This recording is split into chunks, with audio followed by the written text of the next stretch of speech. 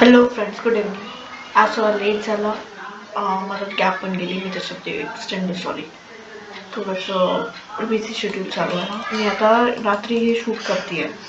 आज आपण MPSC 2022चा जो काही आपला पेपर आहे ना, त्याचे ॲनालिसिस करू आणि डायरेक्ट आपल्या आन्सर कीनुसार चेक करू. आपण जॉग्राफी केलं होतं, आता आपण एन्व्हायरमेंट करणार आहे.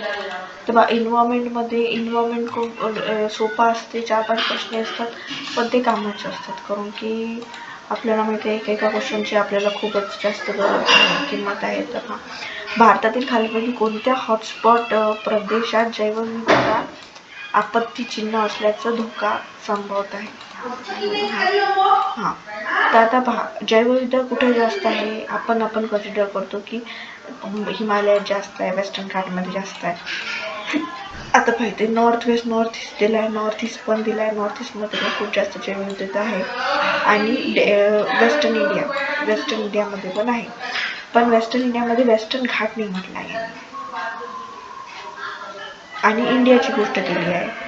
तर त्याच्यामध्ये आपण वेस्टर्न घाट नाही म्हटलं आहे, वेस्टर्न इंडिया म्हटलं आहे. वेस्टर्न इंडियामध्ये खूप सारा पार्ट येते, महाराष्ट्र, गुजरात, तिकडे कर्नाटकपर्यंत. वेस्टर्न घाटचा एरिया नाही म्हटला आहे. आणि तुम्ही आपण ट्रिक्स अँड टिप्सवर नेहमीच फोकस करतो. आपण पहा, इथे जे आहे ना 2 मग मी हे सगळं खोडते म्हणजे तुम्हाला लक्षात येईल.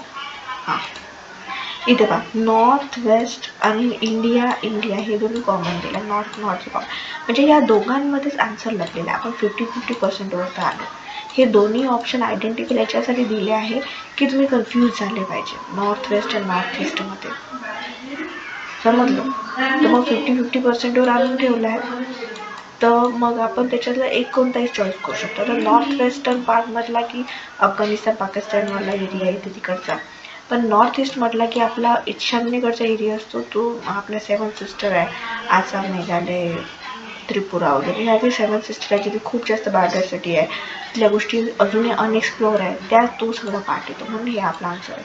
आपण आपल्या ट्रिक्सनी 50-50% पर्यंत नक्की चालू आहे. आपण इंडियाच्या बद्दल थोडंसं जरी नॉलेज असेल तर आपण इझिली सांगू शकतो की काय असू शकते.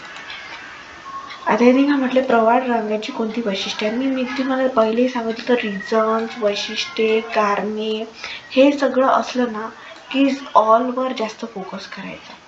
आता आपण बघू ऑल असू शकते काय आन्सर. कोणते कॅरेक्टरिस्टिक आहे? सर्वात प्राचीन सजीव वर्ग आहे, ठीक आहे.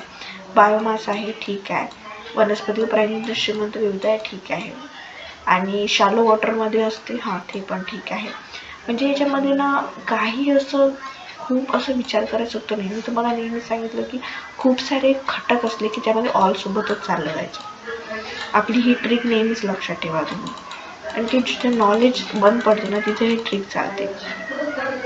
आता याच्यामध्ये अल्फा बीटा गॅमा काय आहे? हा क्वेश्चन जेव्हा मी सॉल्व्ह केला होता तेव्हा माझा चुकला होता.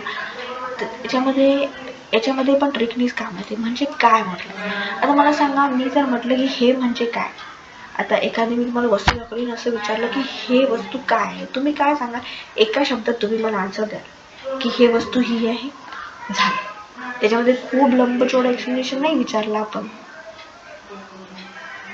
झालं. आणि डेफिनेशन नेहमी एका लाईनचीच असते. हे मी पहिले व्हिडिओमध्ये तुम्हाला सांगितलं होतं की definition most of the time एका लाईनचीच असते. ती एकदम ऑब्जेक्टिव्ह असते, एकदम सटीक असते. त्याच्यामध्ये फारसं काही असे आडेवेडे घेतलेले नसते किंवा खूप काही असं खूप रॉकेट सायन्स नसते.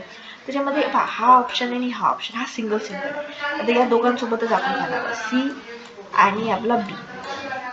आता सिंचनची विविध डायव्हर्सिटी इंडेक्स असं पण म्हणू शकतो किंवा for measuring the biodiversity of the geographical scale असं पण म्हणू शकतो. अल्फा बीटा गॅमा म्हणजे काय यामध्ये? तर ह्या दोघांपैकी तुम्ही काही पण एक मार्क करू शकता. आता आपण बघितलं तर सी इथे पण आहे, बी पण इथे आहे. डायव्हर्सिटी इंडेक्स पण होऊ शकतो, for measuring the diversity of the geographical scale हे पण होऊ शकते. पण आपण जर असं थोडंसं गेलो की काय असू शकते आहे, तर सी थोडंसं लांब आहे, वेल डिस्क्रिप्टिव्ह आहे, तर त्याच्यासोबत आपण जाऊ शकतो. इथे पण ऑप्शन सी दिलेला आहे की कसं आहे, हे जैवता मोजण्याचं भौतिक प्रमाण आहे. कोणत्याही स्पेसिफिक गोष्टीसोबत नाही दिलं आहे की हेच आहे, सिमसम आहे की विटकर आहे, नाही दिलं. एक जैवध्य मोजण्याचं प्रमाण आहे अल्फा बीटा गॅमा. बस एका जनरलाइज स्टेटमेंट सोबत आपण जायचं, फार स्पेसिफिक गोष्टीमध्ये तसं पडायचं नाही. ठीक आहे. आता हा क्वेश्चन तर बरेच वेळा आलेला आहे, खूपच BC मध्ये एवढा रिपीट झाला ते काय. गोवा म्हटलं की भगवान महावीर, पुलिकत म्हटलं की आंध्र प्रदेश, महाराष्ट्र आपली राधानगरी लावून घ्यायची. बरं याच्यामध्ये आपण महाराष्ट्राची राधानगरी जरी लावली ना तरी आपण 50% येतो. बघ इथे फक्त इंटरचेंज केलं, इथे पण येतो. जर आपण इथे 50% घेतलं ना तर आपल्याला इथे पण आन्सर भेटते. आता सी पश्चिम बंगाल काय जलदापारा इथे लिहिले जलदापारी. बस म्हणजे आपल्याला एक जरी एवढी माहिती असली तरी पण 50% पर्यंत तर शक्य होतो.